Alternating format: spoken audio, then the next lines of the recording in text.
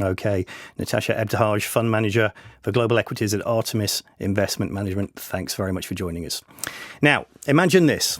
You're down in a diamond mine, deep underground. You're looking for signs of gemstones in the rock, and you come across one about the size of a grapefruit. That's what's just happened in Botswana in southern Africa, where the Canadian company Lucara Diamond has unearthed what it says is the second largest diamond ever found.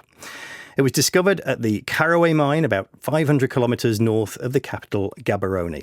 Botswana is one of the world's biggest producers of diamonds, accounting for around 20% of global production. I've been speaking to Paul Zimnisky. He's a diamond analyst based in New York. This big diamond is a big deal. To give you some context, the Cullinan diamond is the largest ever recovered. That was 3,100 carats. It was recovered in 1905 in South Africa. And that diamond is actually in the British Crown Jewels. Now, this diamond that was recovered yesterday, it's just under 2,500 carats. So correct, it's the second largest ever recovered. And just to kind of give you some context here, so it was produced at the Karowe mine in Botswana, and I was actually at that mine a year ago. It's a very modern mine, but it's a relatively small mine as diamond mines goes, but it produces this disproportionate amount of these very large, high-quality diamonds. There's really nothing else like it. And including the diamond produced yesterday, this mine has now produced 4 of the 5 largest diamonds ever recovered. I've been looking at pictures of this diamond, and it is huge, but I wouldn't describe it as beautiful. Yeah, so the quality definitely matters. You know, whether it's gem quality, that's going to have a significant impact on what it's ultimately worth.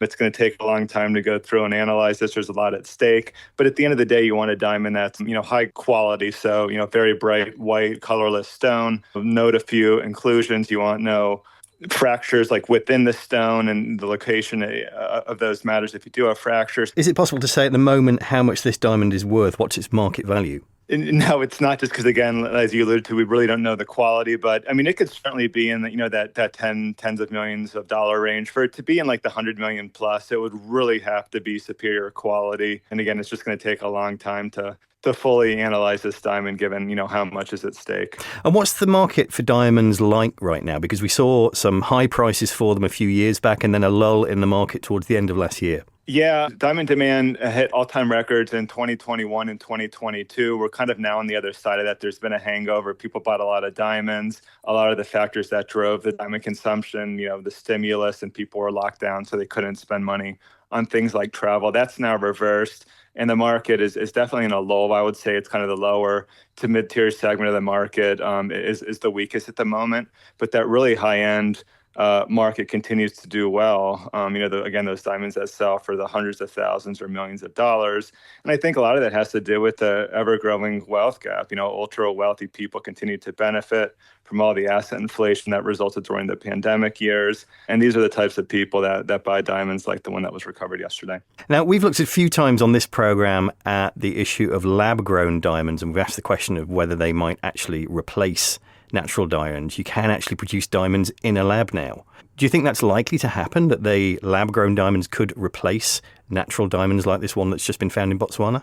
Yeah, so I think the way to look at it is it's another product that's available to consumers that want to spend less on diamonds. So man-made diamonds are chemically diamond, but you can distinguish them from natural diamonds.